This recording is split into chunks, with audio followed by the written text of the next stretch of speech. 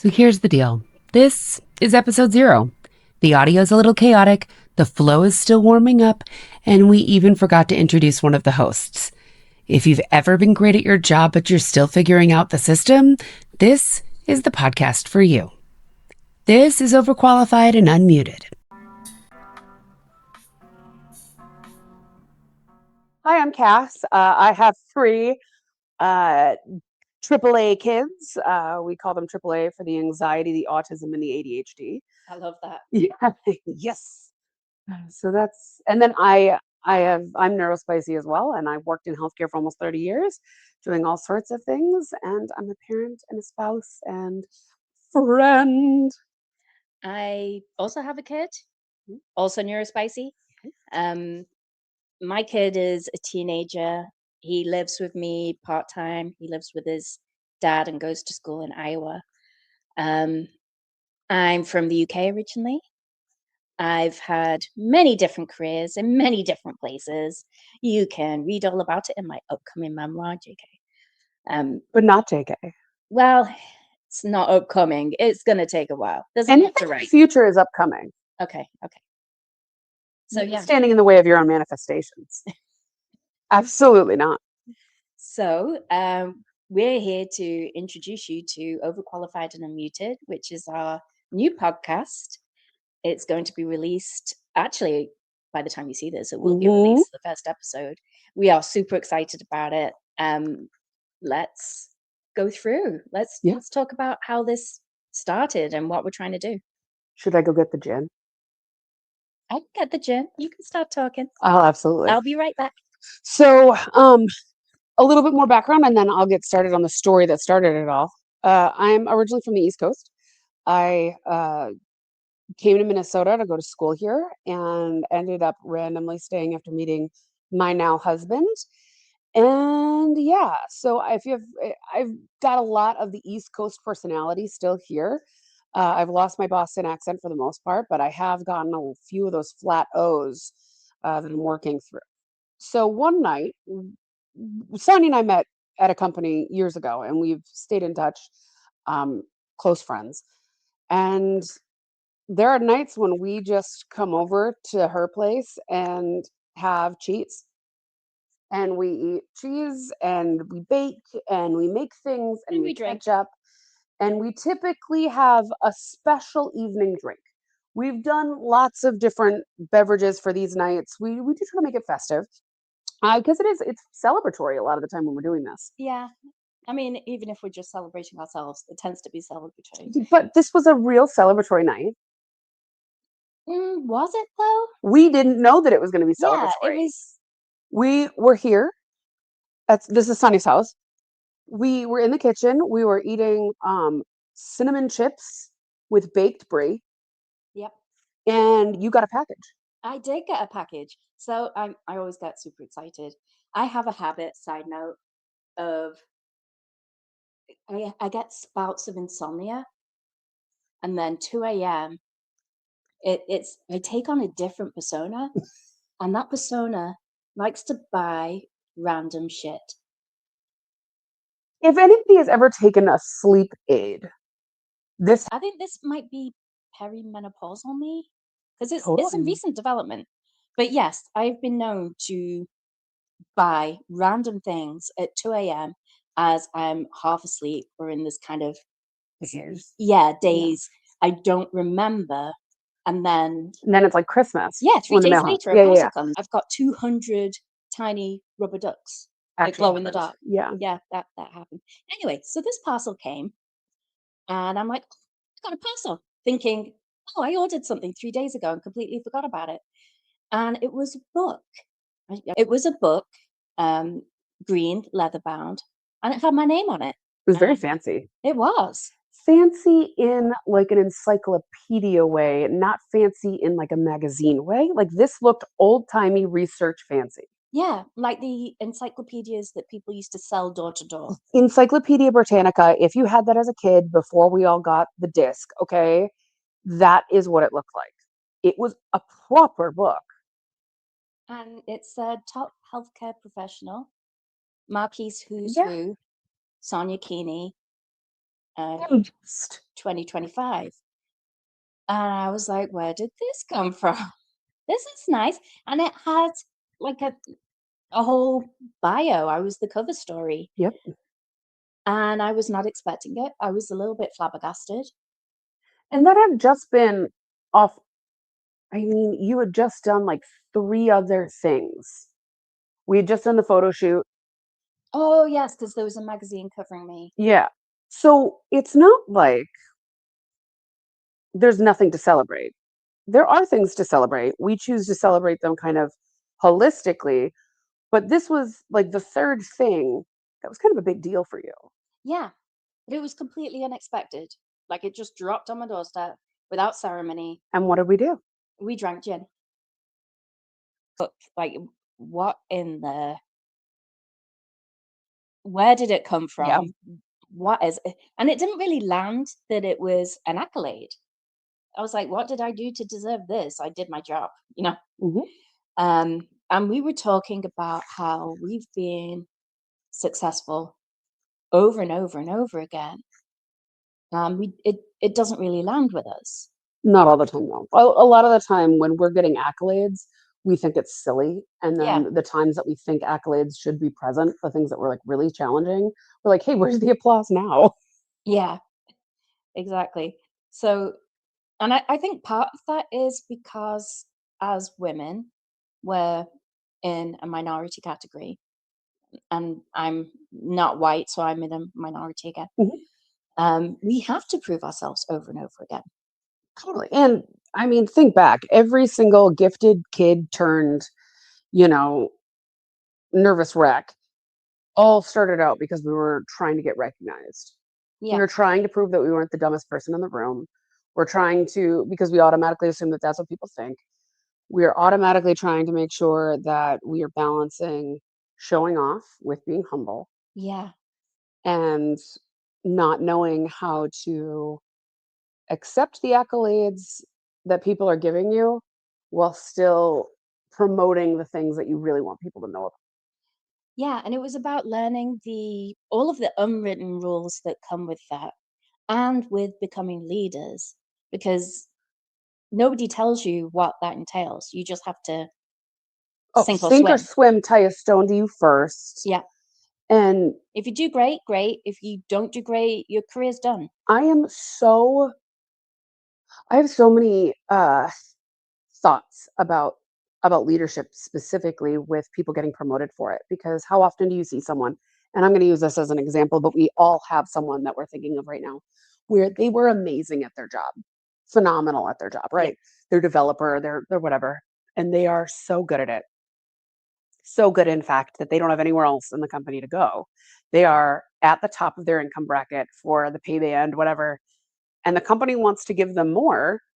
So they're like, "Oh my god, we're gonna make you a people manager." And that person probably doesn't wanna be a people manager, they probably just want the pay increase.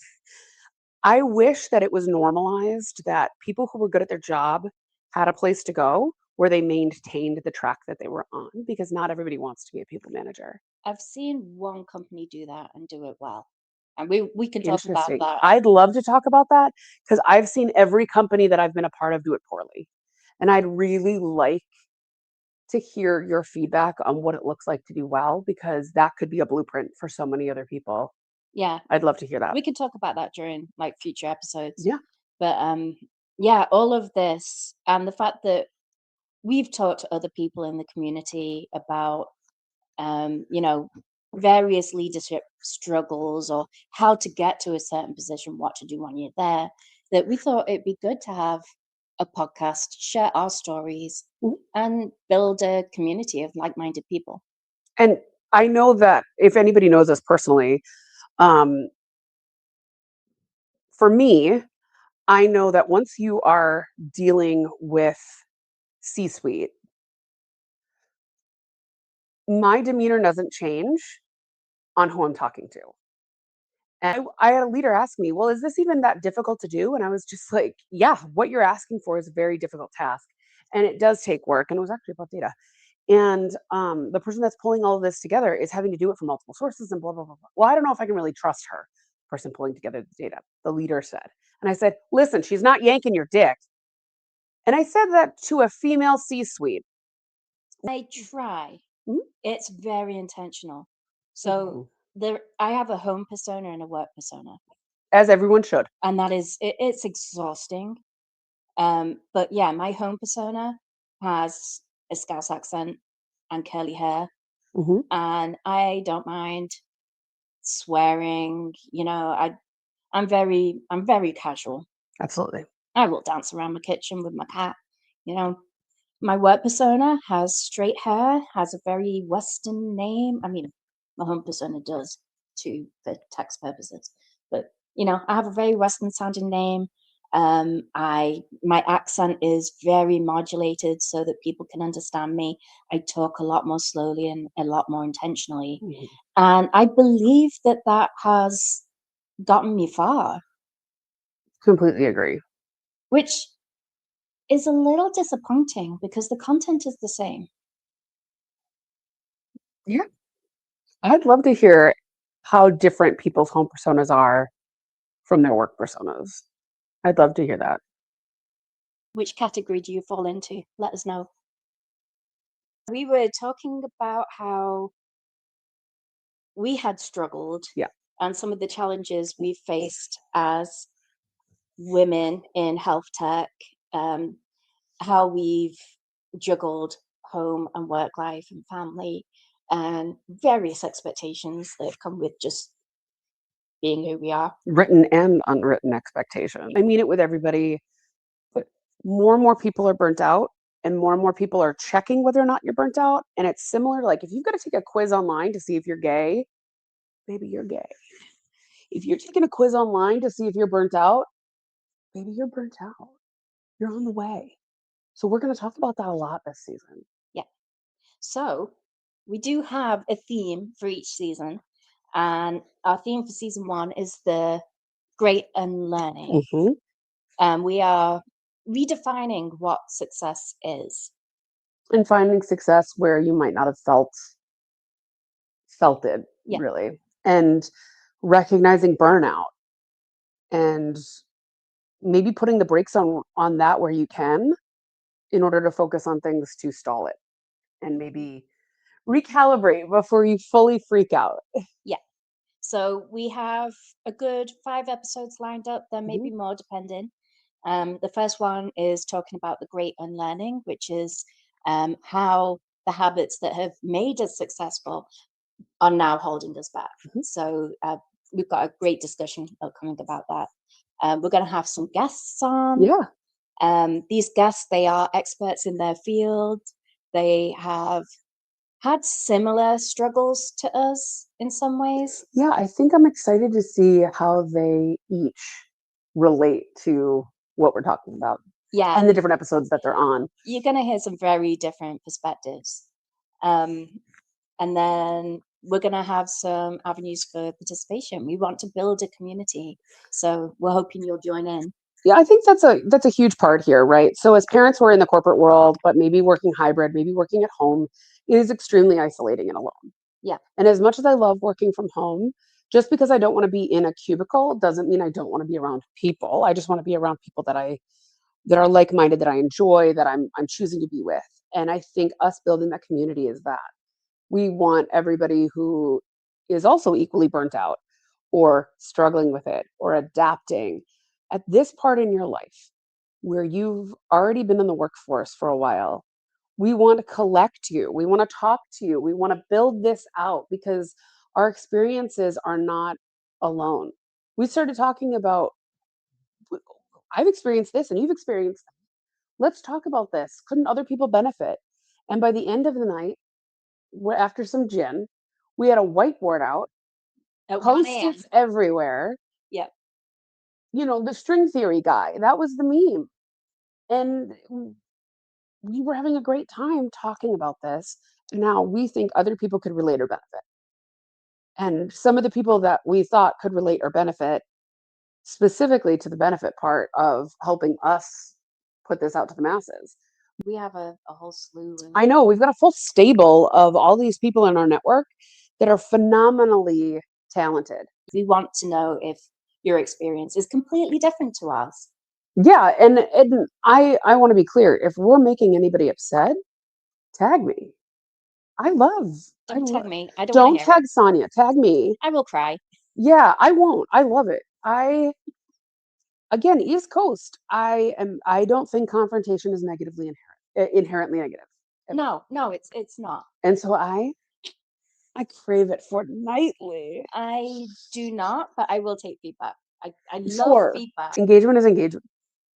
This is what terrifies me about putting out a podcast, by the way. Why? Tell me. Because I want to do good. I want to put out something positive that helps, that brings people together. Yeah. And if it starts bringing in hate, I'm not going to know how to. I'm not a social media presence. I have not had any training. I don't know what I'm doing. What area? What kind of hate do you think you might see? Oh, my love, I get hate just based on how I look. But we wouldn't. I want to be very clear. I'm going to measure out exactly what I say. There will not be a time where you will experience any kind of hate or need to respond to anything like that. Okay.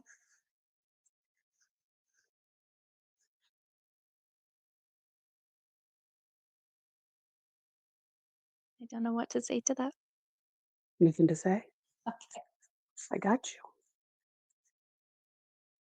We understand the assignment. Yeah, that's a boundary.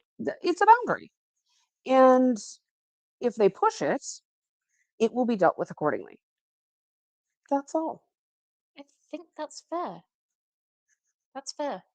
But I will also go one step further and say, like, I will talk to people and get to know them.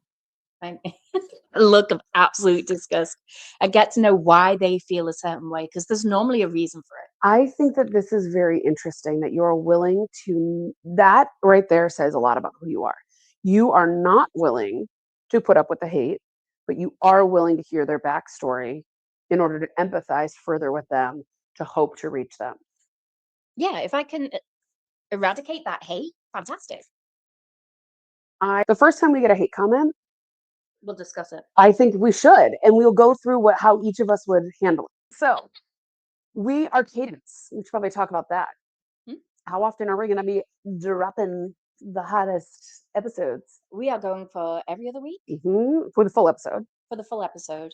We will be dropping content weekly. And of course, all across our socials every day, we drop something. We're going to aim to be as engaged as we can be because, as I said, we're trying to build a community here. And so there are going to be days where we are asking for feedback from you, asking for your stories.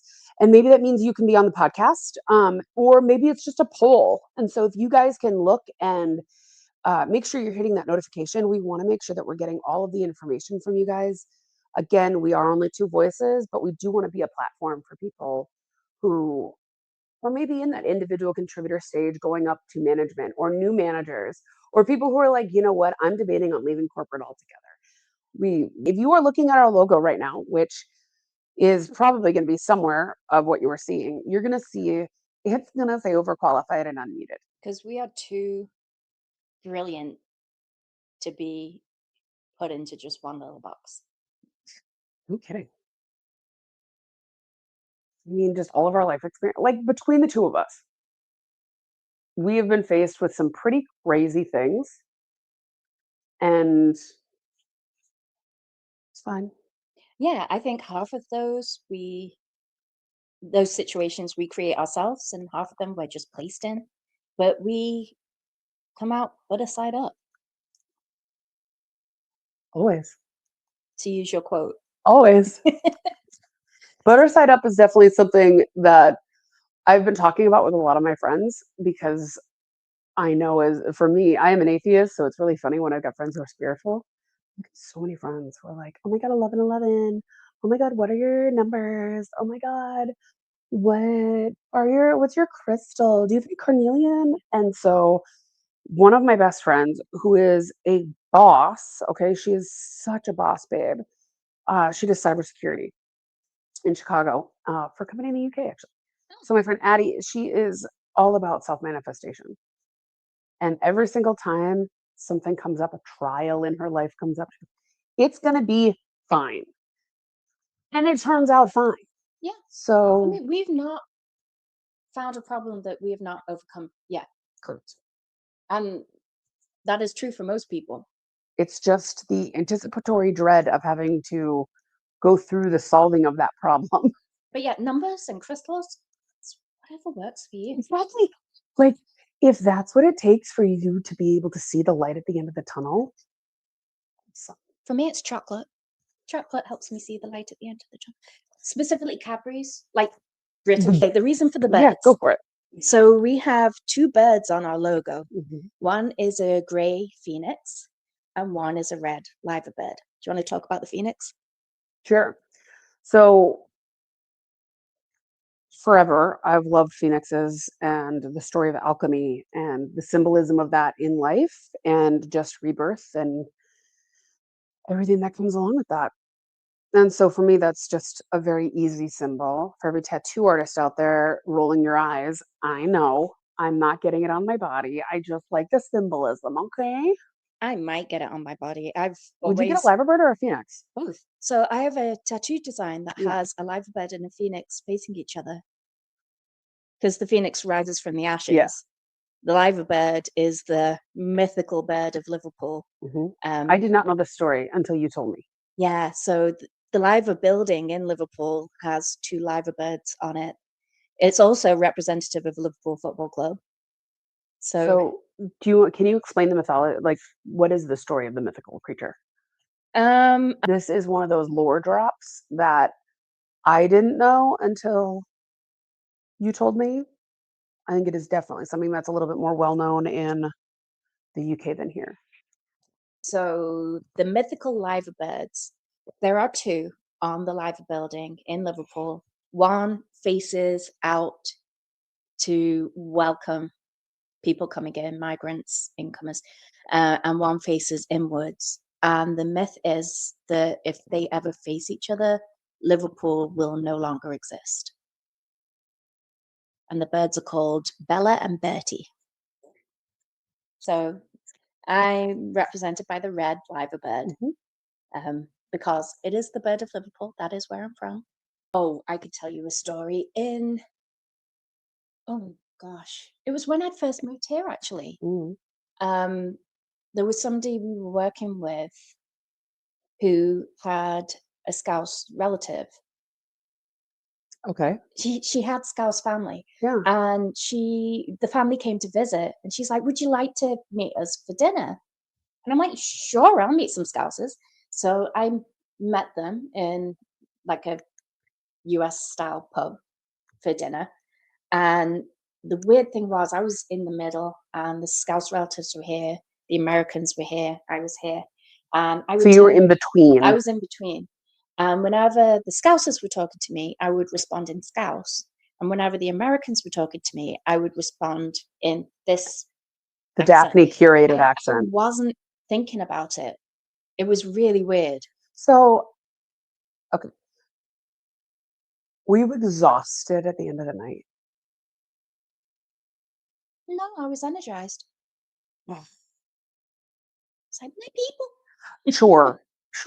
Yeah, that makes sense. The code switching sounds exhausting. I mean, I'm sure if I had to do that every day, it would take its toll. But that's a rarity. I mean, that's a story. Normally, I'm just talking to Americans. That's true. In the curated accent that you've developed, that where they can understand you. Yes. This curated accent actually started in Japan. I lived there for 3 years and trying to speak Japanese in a Scouse accent, nobody can understand you. No. So I had to put on this very measured, and it was a very staccato kind of, yeah.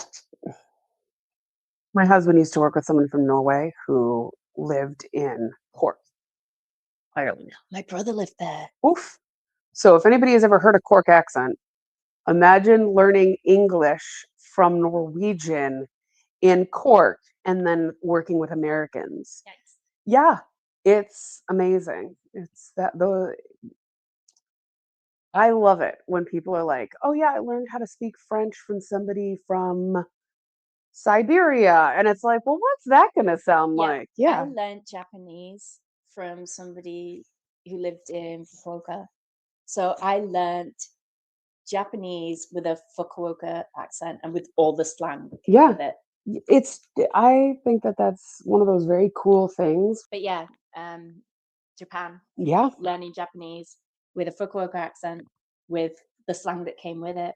I remember answering the phone once at work with "mosh mosh," and there was a secretary there who just looked at me like, "You did that because it's meant to be mushy mushy." I was like, "Mush mush." Because it's more casual. Yeah, Yeah. really casual, and they definitely have work personas that are Totally. very separate. It's very interesting. Probably there more so. More Than structured. anywhere else that I've come across. Yeah. I think the UK had the least difference, and I think that is part of the culture there, because in the UK, work is a part of your life, and then you go to happy hour with your workmates afterwards. Yeah. So your workmates tend to become your mates. Yeah. I think that's true in Minnesota too. I know a lot of people who do not make friends in work.